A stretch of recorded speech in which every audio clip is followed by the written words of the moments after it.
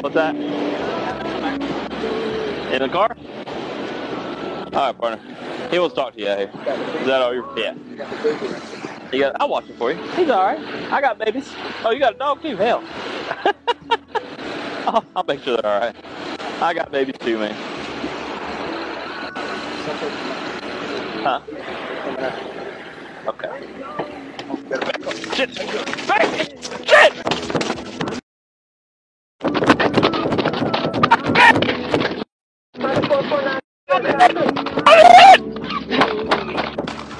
I'm hit! Shot through the rifle!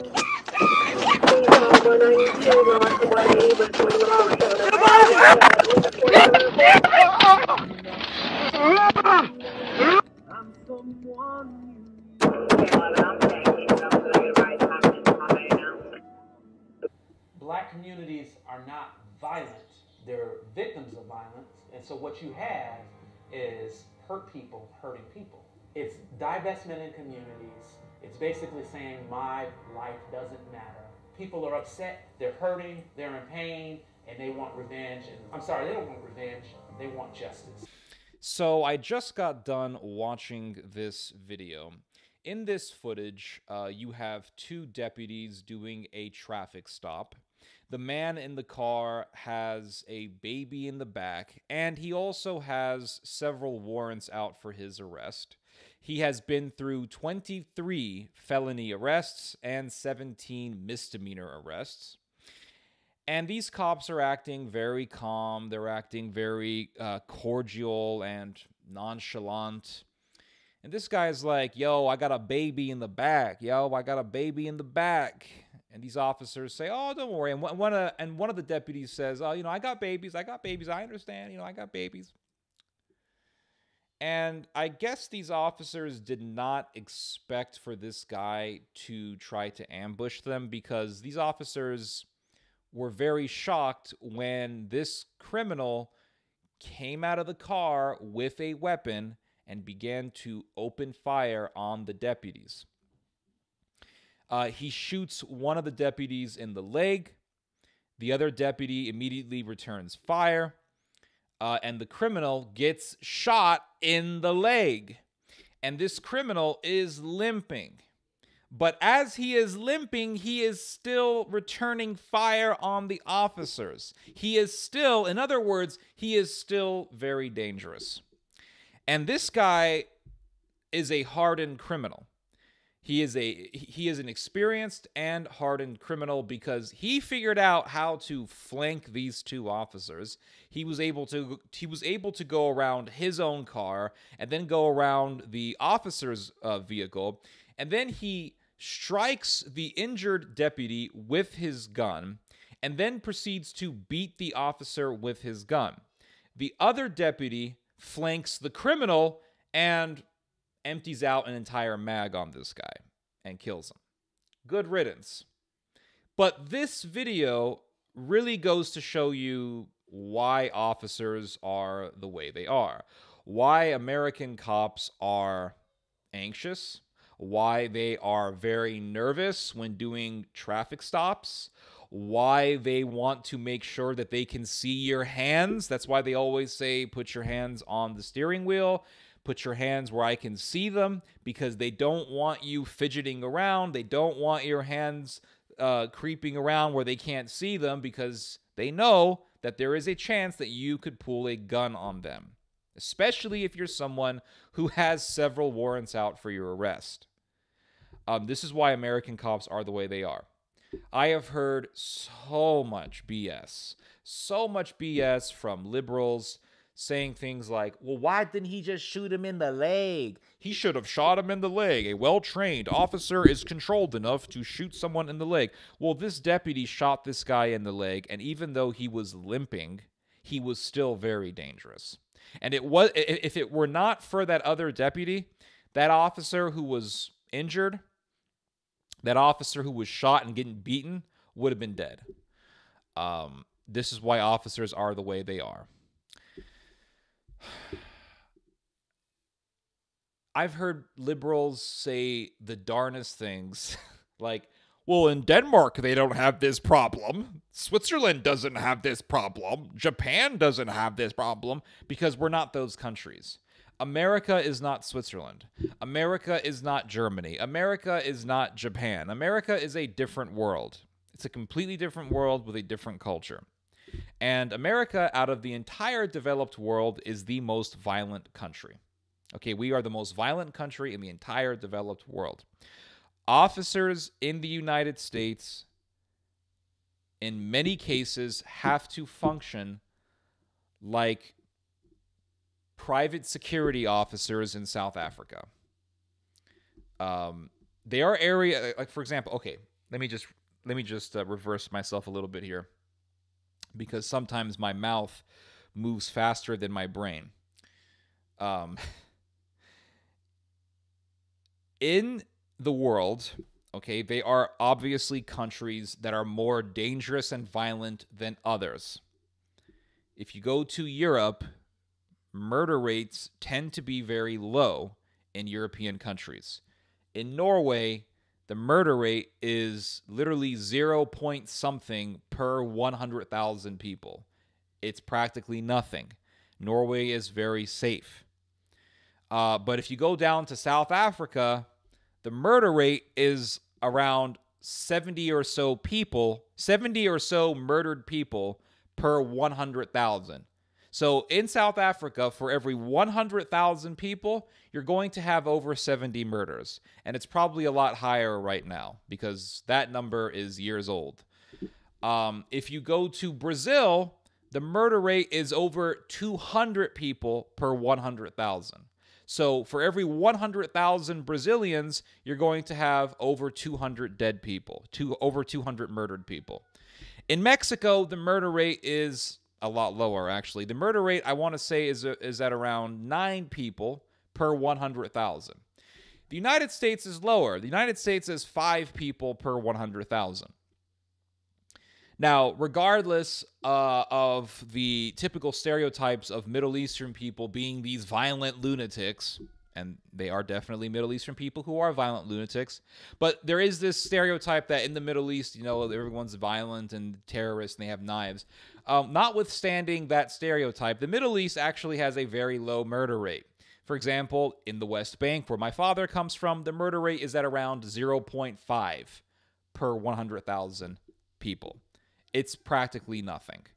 The murder rate of the West Bank can actually be compared to the murder rate of Norway. It's Palestinians, for the most part, are very peaceful people. Saudi Arabia, very low murder rate. UAE, very low murder rate. Lebanon is actually a little bit higher. Lebanon is 2 people per 100,000. So Lebanon actually has a higher murder rate than the West Bank. But it's still pretty low. 2 per 100,000 isn't that high. But it's still high in the standards of that area of the Middle East. Yeah. Russia has a decently high murder rate. It's a little bit higher than the U.S. I think it's like 7 or 8 people per 100,000. So you have countries that are more violent than others. That's my whole point. In America, there are areas that are extremely safe. They are. There are areas that are very safe. You can walk outside. You don't really have to worry about somebody shooting you. But they are areas of America that are like South Africa. Very dangerous. You do not want to be walking around there. The chances of you being robbed and assaulted are very high. And so for this reason, police officers have to be on their guard. These officers in this video, they weren't exactly on their guard. They weren't. And I'm not blaming them or anything like that, but they acted shocked when this dude came out with the gun. This guy was a hardened criminal. Thankfully, none of them died, but they almost did. I've seen worse videos. I saw one video where a guy came out of his car and shot the officer with his assault rifle, and murdered the guy, and the cop didn't see that coming. This is why a lot of officers are on the edge, because it's a dangerous job. But you have these people in America who hate police officers, and they have all these like extremely unrealistic expectations for police officers. They have these unrealistic standards for officers. Like, officers are supposed to be walking around like Neo, and they can dodge bullets and then give the guy a speeding ticket afterwards. They have ridiculously high standards that aren't realistic. They're not based on reality. I truly believe officers should be funded more. I think police officers need to be more militarized. I think that they need bigger guns, more firepower. I really believe that. I don't think officers get the adequate supplies and munitions that they need. I want to see more officers because the criminality in the United States, while not the worst, certainly not the. It certainly needs to be cleaned out. Okay, the level of criminality in the United States needs to be purged out, because it really gives America a bad name, and we want a safer United States. We most definitely want that. So how do we do that? We make the cops tougher, and we make it easier. We should make it easier for cops to arrest people, and make it, by easier, I mean we should give cops more leeway in doing things. I really believe if you walk up to an American police officer and you give him lip and you start cussing at him and you start giving him the finger, I think that officer should have the right to beat the shit out of you. I truly believe that. I think he has the right to beat the shit out of you, and I have zero qualms about that, and I would have zero sympathy for someone who would go through a beating after acting like a complete schmuck.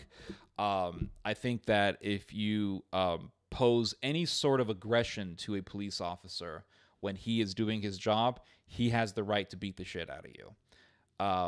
And you may say, Ted, that's so evil and tyrannical. I think that works. I think that there are certain people in the world, not all people are this way, certainly not, but there are a lot of people in the world who only understand the language of violence.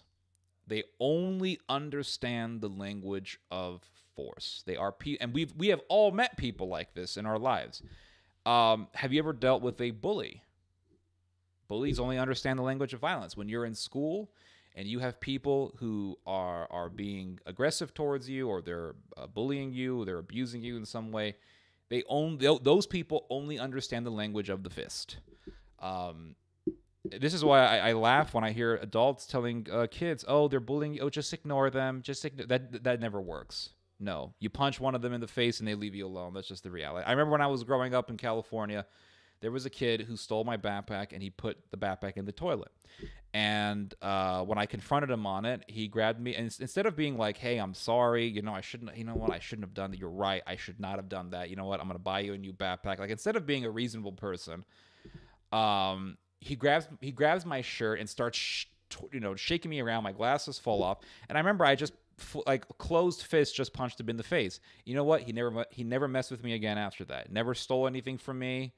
That was it. Now, he did mouth off a little bit afterwards, but who cares? You know what I'm saying? Like, you didn't punch me back. You got your ass whooped. So he never messed with me again after that. There was another situation I got into in my younger days. There was a kid who smacked me in the face. I mean, for no reason. I had never did anything wrong to this guy. I had no idea what I have no idea what was going on in this guy's demented head. But he decides to smack me in the face for no reason. And I whacked him in the side of the head. You know what? Never mess with me again after that. So there are certain people in this world who only understand the language of violence. Now, if you have never met a person like that, maybe you were the bully and you just don't even see that. Maybe you don't have enough introspection to see that.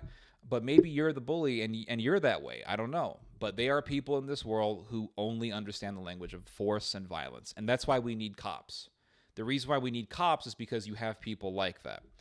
All of this nonsense about, well, the reason why we have violence is because of redlining. Okay, I have read that redlining actually doesn't exist anymore. Like, it's been abolished. There's no more redlining. For those of you who don't know, redlining is when banks refuse to give loans to people who live in certain area codes. So they will mark out certain areas of the map and say, okay, we don't give loans to people who live here because those people socioeconomically are not really wealthy enough, or they're not really smart with their money. So we really can't rely on those people to pay the loan back. So we're not going to give those people loans. That's redlining in a summary. But like they got rid of redlining, okay, and they're still talking about it. Redlining has been gone since I think the 1980s or something like that. But it's gone. But they keep talking about like we got redlining, you know, because of redlining. That's why the reason why we like, you know, the reason why like these areas got the highest murder rate in America, and they like shoot each other over, I don't know, like stepping over a brother's shoes. That's because of redlining. That's the reason why. It's like the guy in this video that I played for you guys. He tries to murder 2 police officers. Maybe he was on his way to the library. He was on his way to the library. That's where he was going. He was on his way to the library. He had a baby in the back. So why would a man, think about it. And you know they would make up an argument like this. Why would a man with a baby in the back attack 2 police officers unless he felt threatened? Think about that for 1 second.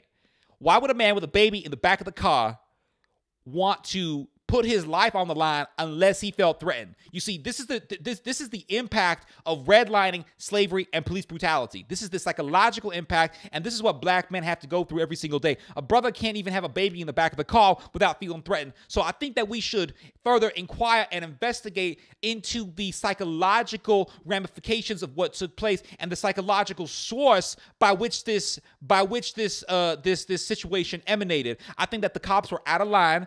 When the man says, I got babies too, that was a form of psychological persecution because the white experience when it comes to having babies and the black experience when it comes to having babies are 2 different experiences. Black babies are more than likely to be killed by police officers. We know this for a fact.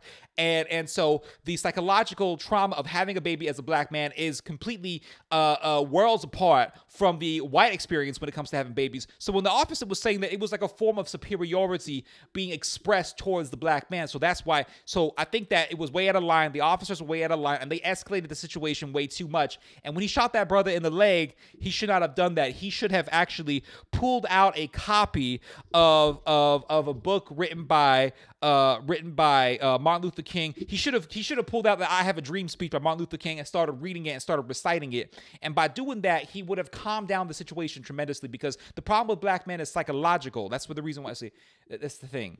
This is the kind of bullshit that people teach. It's really, people teach this bullshit.